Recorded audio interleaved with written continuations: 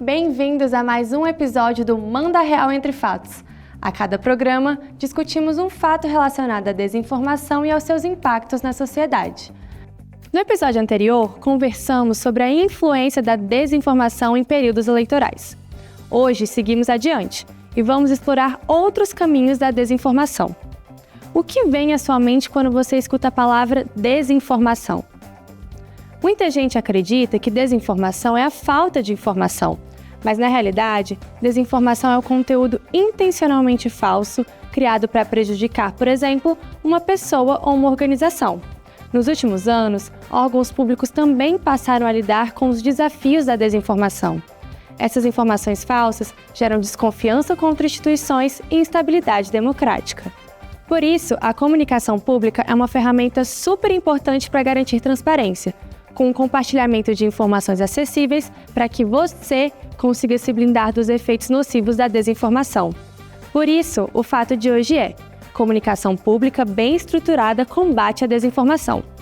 Para falar sobre esse tema, recebemos duas convidadas.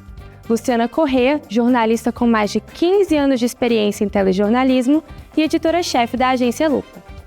E Jeane Alves, subsecretária de Relacionamento Institucional da SECOM da Procuradoria-Geral da República. Jornalista, ela tem mais de 20 anos de experiência em comunicação institucional no setor público. Sejam muito bem-vindas! Quero agradecer muito vocês estarem aqui com a gente para discutir um assunto que é tão importante, né? E queria começar com você, Luciana, perguntando, a desinformação ela acaba que é um termo guarda-chuva, né, para outros tipos de narrativas falsas. Você poderia nos explicar, assim, de forma breve, quais são os principais tipos de desinformação? Sim, Camila, acho que no Brasil ficou popularmente conhecido o termo fake news, né, para tudo quanto é tipo de desinformação que circula, mas dentro desse guarda-chuva que você cita, tem alguns tipos de desinformações assim que podem acontecer. Existe o conteúdo completamente falso, o que é criado deliberadamente para enganar, intencionalmente para enganar e que não tem nenhum amparo na realidade, né? Acho que como exemplo eu posso trazer, por exemplo, no período da pandemia, as vacinas com chip. Isso não tem nenhum sentido, mas foi criado e compartilhado para comprometer, né, o serviço de distribuição de vacinação. Mas também existem conteúdos enganosos que partem de verdades, de informações verídicas, mas que são distorcidas ao longo, né, de forma intencional ou às vezes não completamente intencional, né? Um exemplo são dados oficiais que podem ser distorcidos para gerarem uma outra interpretação de uma informação. E aqui um exemplo, as enchentes de Minas Gerais, agora as últimas recentemente, a gente já viu isso, vídeos de outros lugares, outros episódios, outros lugares do mundo, outras épocas que foram colocadas no contexto das enchentes de Minas Gerais, muitas vezes para aumentar um pânico numa situação que já é bastante difícil, e também hoje em dia até conteúdos de humor, sátira, quando não interpretados, né, na maneira com o propósito que ele foi criado, podem ser compartilhados como se fossem reais e também virar peças de desinformação. Então são várias as formas de desinformação que podem circular hoje em dia. E quando uma história falsa surge, você consegue explicar pra gente como é que ela ganha força nas redes sociais? Acho que todo mundo é consenso que as redes sociais funcionam pela lógica do engajamento, né? Quanto mais um conteúdo recebe interação, mais ele vai circular. Então, muitos conteúdos desinformativos usam de sentimentos para gerarem uma reação dos usuários. Medo, indignação, surpresa. Então, muitas peças desinformativas usam esses sentimentos, né? Aquela sensação de urgência, né? Quem nunca se deparou com um conteúdo que diz, compartilhe antes que a plataforma derrube esse conteúdo, o medo, eles querem acabar com a sua família, né? Quando ataca algo que é caro às pessoas, a indignação através de imagens fortes, sensacionalistas, isso tudo tende a gerar uma reação imediata das pessoas, que antes de refletir sobre o que é aquele conteúdo, de onde eles Ele veio, já clica em compartilhar e já amplifica aquela narrativa. Ou também a confirmação de uma visão de mundo. Então, assim, muitos conteúdos se amparam nas crenças que as pessoas têm, em opiniões que as pessoas têm, e que às vezes elas não têm ou não tinham coragem de divulgar, de falar. Quando elas se deparam com um conteúdo que confirma a sua visão de mundo, ela também tende a compartilhar aquilo mais rapidamente, antes de talvez refletir se, mesmo que aquilo vá ao encontro do que eu acredito, será que é real? Nem sempre é, né? Mas isso tende a impulsionar esse comportamento das pessoas nas redes. E Jeane, qual que é o papel da assessoria de imprensa e do combate à desinformação nas instituições públicas? Então, a assessoria de imprensa tem um papel que vai além de divulgar as ações institucionais da instituição. Nós temos o dever de trabalhar junto com a imprensa para levar informações claras e corretas sobre a atuação do órgão. Então, ao entrar em contato com um jornalista, seja para oferecer uma pauta ou receber alguma dúvida, nós temos que contextualizar aquela informação para que ela seja a mais correta possível. Eu dou um exemplo.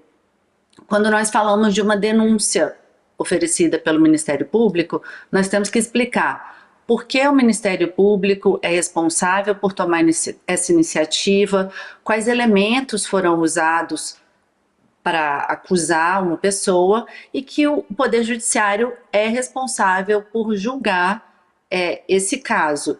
Então, nós buscamos que as pessoas entendam os seus direitos, de maneira que entendam também o papel das instituições públicas. No nosso caso, o Ministério Público, nós atuamos dentro de um sistema de justiça, que pode parecer muito complexo para muitas pessoas. São muitas instâncias de decisão, são diferentes ramos do Ministério Público. Então, nós temos que explicar, meio traduzir esse juridiquês para as pessoas entenderem, inclusive, os seus direitos, né? E, dessa forma, a gente levando informação correta, evitamos confusão e desinformação. Jeane, como você mesmo disse, né, o MPF é um órgão que é muito complexo, ele é muito grande e às vezes é muito difícil de entender realmente o que o órgão faz. Mas você consegue trazer algum exemplo de algum projeto que o MPF tem feito para fortalecer a comunicação pública? Na gestão do atual Procurador-Geral da República, a Secretaria de Comunicação do MPF criou a Coordenadoria de Combate à Desinformação. Essa área desenvolveu um projeto chamado Manda Real. O Manda Real foi criado exatamente para levar informações corretas, uma espécie de vacinação contra a desinformação. Nós criamos um site que tem informações sobre a atuação do Ministério Público Federal, sobre a atuação do Ministério Público Brasileiro. Temos dicas de como evitar a desinformação e temos até como denunciar, dicas de como denunciar conteúdo falso nas redes. Isso tudo começou no MPF com o chamado Me Explica MPF. Antes, o Me Explica MPF era só nas redes sociais, então o Manda Real ampliou esse projeto e agora nós temos o Me Explica MPF também no site do Manda Real. Toda segunda-feira tem um conteúdo novo, não só explicando termos jurídicos como ação civil pública, termo de ajustamento de conduta, mas respondendo dúvidas comuns da população. Então, o nosso objetivo é fazer uma educação midiática e levar essa informação correta, evitando que as pessoas disseminem informações falsas. E Luciana, seguindo nesse conceito, né, de comunicação pública, instituições públicas, de que forma a desinformação afeta a confiança da população nessas instituições e no processo democrático? Principalmente através do desgaste da credibilidade das instituições, né? Então, narrativas falsas, frequentemente repetidas, que atacam instituições como tribunais, órgãos eleitorais, a própria imprensa, universidades. Quando essas mensagens se repetem, elas podem levar parte da população a acreditar que essas instituições têm interesses ocultos, são contrárias àquilo que as pessoas querem ou acreditam que sejam bom para elas, não são confiáveis. E isso cria um afastamento, né, da sociedade, entre a sociedade e essas instituições, que não é nem um pouco positivo, assim. Com o tempo, isso reduz, assim, a legitimidade que as pessoas enxergam nessas instituições. E eu acho que um grande exemplo disso é o que vem acontecendo ao longo dos anos com o processo eleitoral. Então, o Tribunal Superior Eleitoral e o sistema eleitoral de votação é um alvo frequente de ataques, não só em anos eleitorais, sempre, mas principalmente nos anos eleitorais. E isso faz com que as pessoas desconfiem que o sistema eleitoral ele funciona, ele é confiável, ele é auditado, e isso vai causando, vai corroendo assim, né, o processo democrático. As pessoas talvez vão se afastando, vão achando que votar não faz mais sentido, que eu vou votar num candidato, mas o meu voto não vai valer, e isso não é benéfico para ninguém que acredita e que quer fortalecer a democracia, né? Luciana, a gente sabe que às vezes a imprensa erra, né? Comete um erro, que pode dar uma informação errada. Isso seria considerado desinformação? E quais são os riscos quando essa informação incorreta não é corrigida?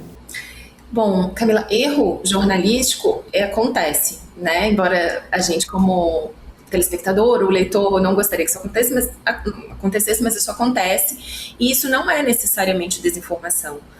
Por mais que o jornalismo tenha os seus padrões e suas metodologias para garantir a precisão das informações, eles vão acontecer em algum momento. Acho que a diferença está em como lida com o erro, né? Como o veículo trata esse erro. Se consegue corrigir prontamente, com agilidade e de forma clara o erro, e é transparente ao comunicar esse erro, de que forma a informação equivocada, qual foi o processo, por que ela...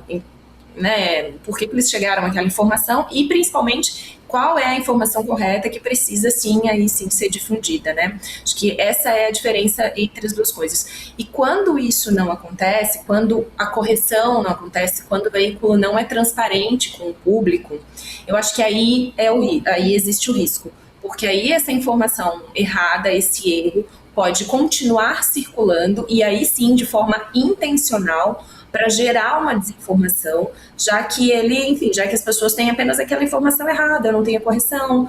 Quando isso não acontece, aí sim o erro pode ser usado intencionalmente para desinformar.